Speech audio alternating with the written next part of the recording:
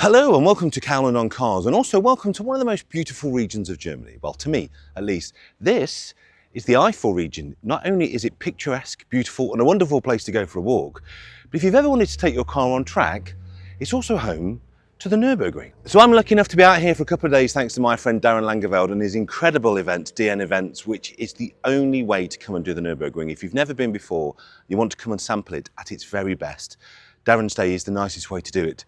You'll also notice I've bought an old friend, a car that's been here many times before, and a car that I've had, believe it or not, for 13 years now, my Subaru BRZ. Again, this is the perfect vehicle to bring. You can see it's just started to rain here at the Nürburgring. You're about to see there are many wonderful cars on this event. This is probably the slowest car here, but rain is a great leveller, and I think we could have some wonderful fun today. But this car is not standard by any means. It's got a remapped engine, it's got tubular headers on the front, it's got the rotor wheels that you can see, it's got Alcon brakes front and rear. But to get it to this point was not the work of mere moments. We've had to have some help to get here. And as ever, I've gone back to see my friends Alimi Motorsport at Donington Circuit, not only for their beautiful workshop, but for their beautiful work.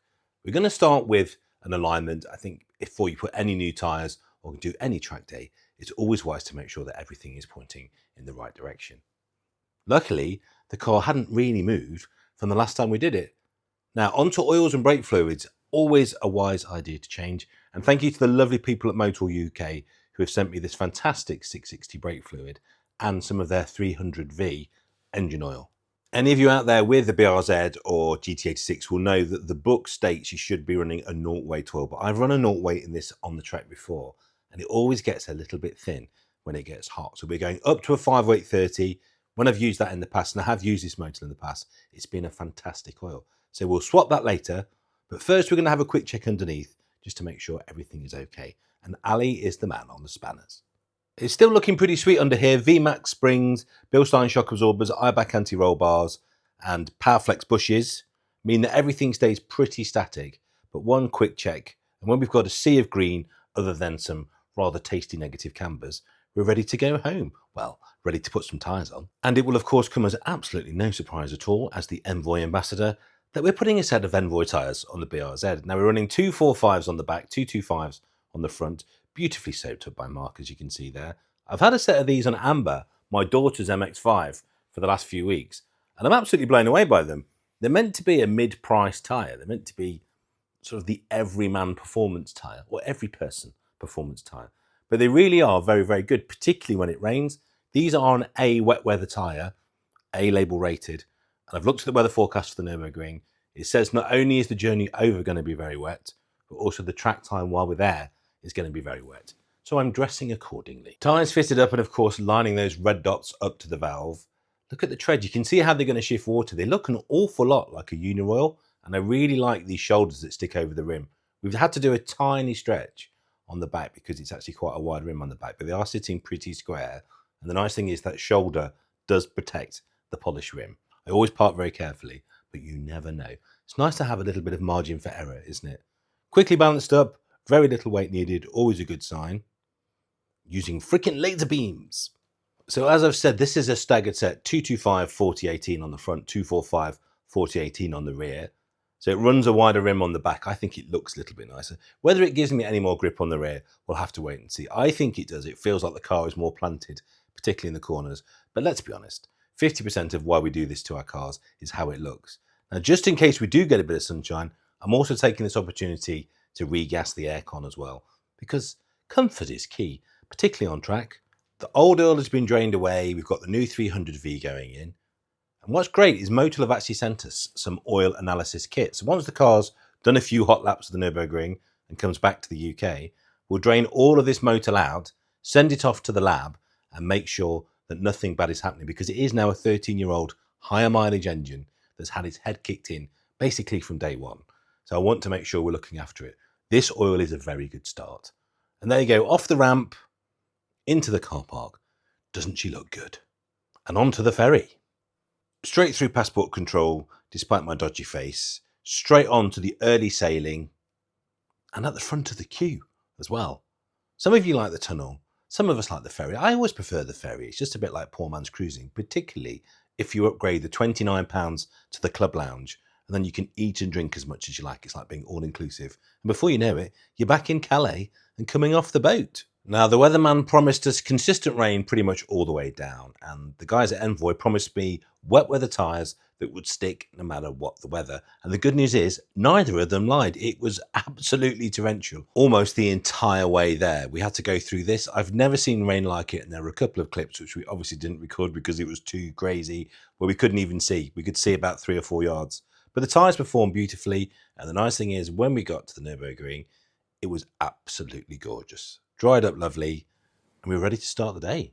If you've always wanted to come to the Nürburgring, there are a load of ways to do it. The easiest and cheapest way is to pay for what's called Touristenfahrten, which is basically a toll road. You come, you pay your single-use ticket, you get to drive around the track, starting from and ending up at this car park. But the most wonderful way to do it is to come on the DN events. Now, these are a slightly more exclusive, slightly more expensive way to do it. But like anything in life, you tend to get what you pay for. And what's wonderful about all the DN events is Darren curates a clientele that not only has very nice cars, as you can see, there's an awful lot of Porsches here, but also they can drive, they have great road manners, they know what they're doing, particularly on this event, which is the Ringmeisters, where he really likes to see previous experience of the Nürburgring, and driving standards are rigorously enforced. And this is not without good reason, because on these days you can overtake on both sides with consent, so we all need to be sharp.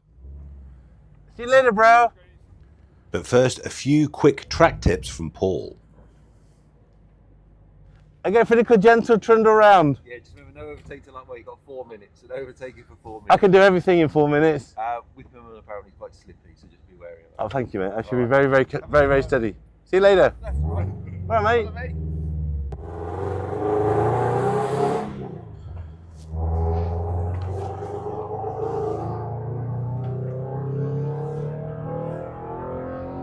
Right then, so the Nürburgring. I'm lucky enough to come here every year thanks to my amazing friend Darren, who runs this event, DN Events. And if you've never been to the Nürburgring, it's probably the only way to do it, really, because it's a private hire session. So in other words, Darren literally rents this circuit for 2 days, and you don't want to know how much that costs. Well, you probably do want to know how much that costs.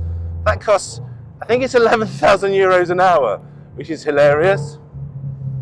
And within that figure, Darren effectively gets to run the track open. So normally here, when you drive around, you come in through a barrier, and then you have to come out and in every single lap, like a toll road, effectively. But when Darren does it, it runs as a full track. So you can get to drive the main straight, which is called the Dottinger Hoe, which gives you the VMAX. If you've ever played this on a computer game, that's like crazy long straight at the end of the game, where you can go quite fast indeed.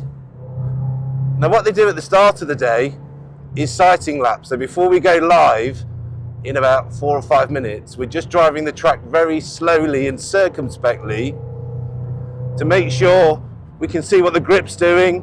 What you have to remember about the Nürburgring is it's so big, there are towns and villages in the middle of it. And because of that, there's almost a microclimate.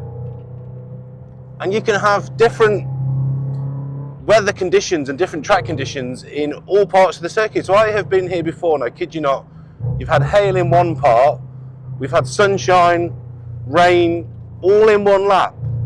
It's literally the most unbelievable experience you can imagine.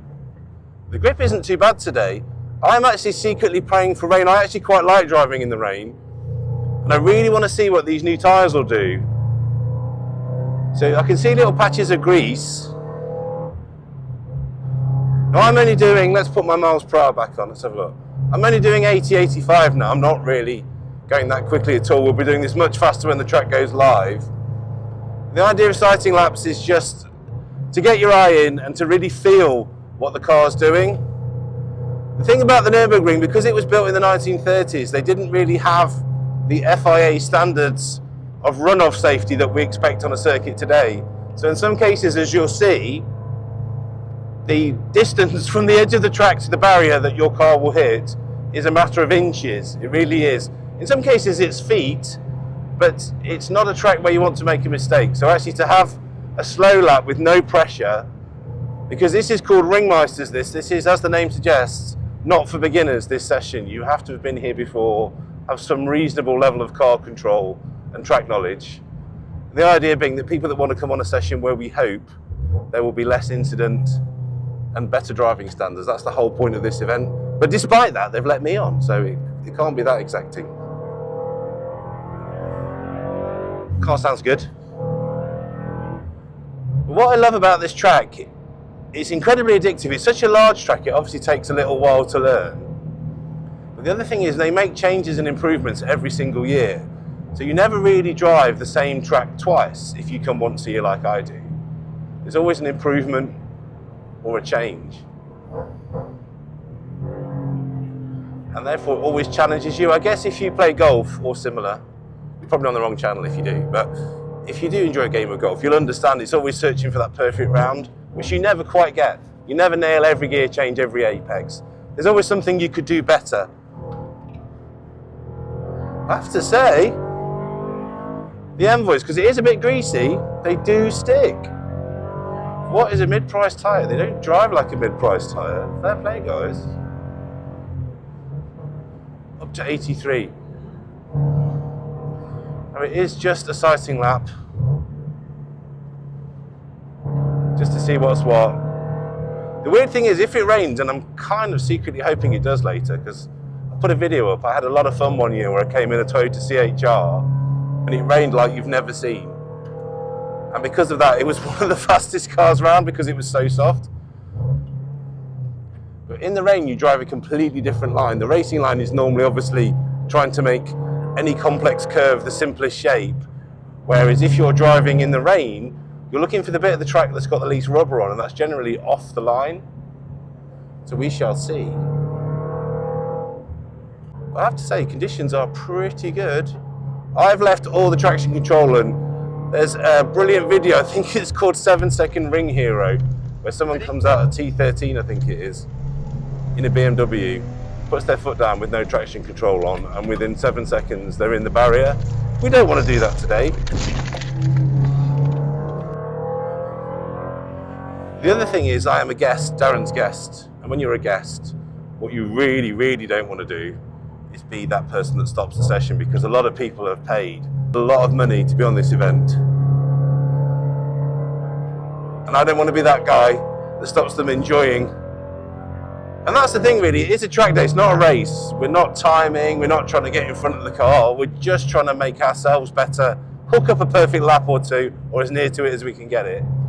And just learn and enjoy our cars in probably what has to be the best circuit in the world. It's the most involving, it's the most interesting, it's the most historic. If you look at what's happened here and who's been here, what they've done, it's incredible. You're driving literally in the wheel tracks of history. Right, I think we're live now. Track's gone live, we're at 8:30. Yeah, track's live, so we can push on a little bit. We can technically overtake, but that also means you can be overtaken. And there's no shame in that. If you ever come here for the first time and there's a faster car behind you, my advice is very much indicate cleanly and get out of its way. Nobody is going to break the lap record on their out lap, particularly me.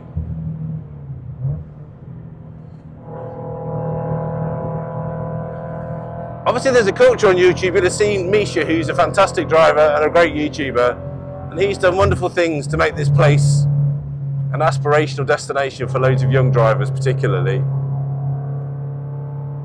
But it isn't all about smashing that time. I see so many people here, and there was a big crash here yesterday, which to be fair was drop diesel, but a lot of people come, they're desperate to beat their PlayStation time or be the fastest in their group. It's got to be the quickest way to have an accident, and nobody wants that. We're just here to have fun. Now I'm coming up to the carousel, probably the most iconic corner on the Nürburgring. You dip in. This was actually originally designed as a drainage ditch, believe it or not.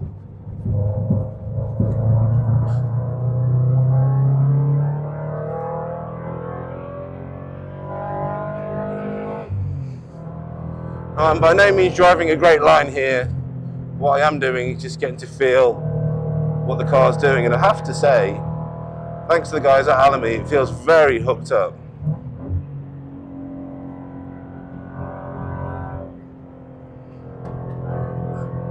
The trick here really, if you're in a slow car like this, is just to be fluid. What we're trying to do is keep momentum. And we've got a flashing yellow. That means it's very, very slippy. So a flashing yellow, we're going to slow it right down. There's also a lot of mud on the track here. Okay, now we're back to green.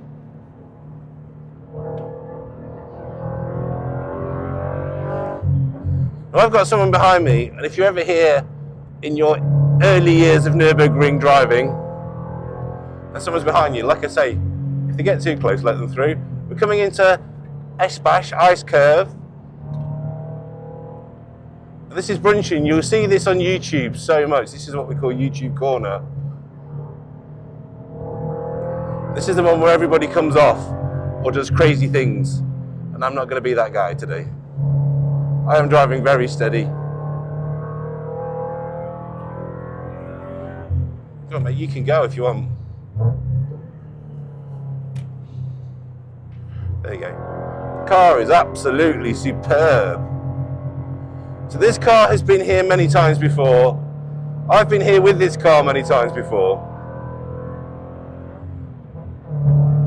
And it really is. It's perfect for my talent level, this car. It's very flattering. The way we set it up is very benign, that it goes exactly where you put it.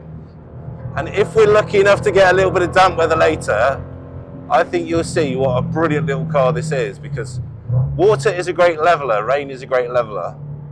Because it doesn't matter how much horsepower you've got, you can't use it. And actually, a little grippy car on rain tyres with 200 horsepower is about exactly what you want. This is the kleine carousel, the little carousel.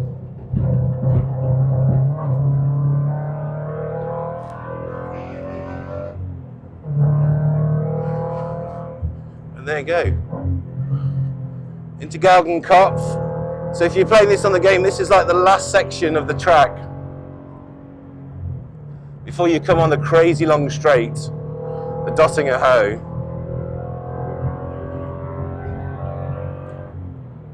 And this is a really good chance to let the car cool down. Now the car's not particularly hot because we haven't gone that fast, but this is where if you're coming in from a hot lap, you'll let the brakes cool down. We're staying off the power, we're staying off the brakes, we're staying off the steering to let the tyres cool.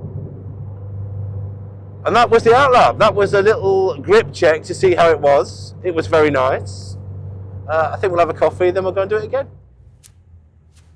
And that just is a teeny tiny flavour of the event, how wonderful it is to be on there. The magic of the track and just a little bit of the atmosphere of the paddock. I really can't recommend it highly enough. And if you're wondering how the tyres did, here's a quick shot of them after 20 laps. Can't believe how they stayed in. Obviously being a damper track, and this car really does look after its tyres as well. So get onto the DN website, have a look for yourself. You could join us next year in this kind of company, and you could drive the track in the best way possible. It's just a wonderful place. It never gets less magic. And of course, you never know who you're going to see. Thanks for watching. Do like and subscribe, and I'll see you next time.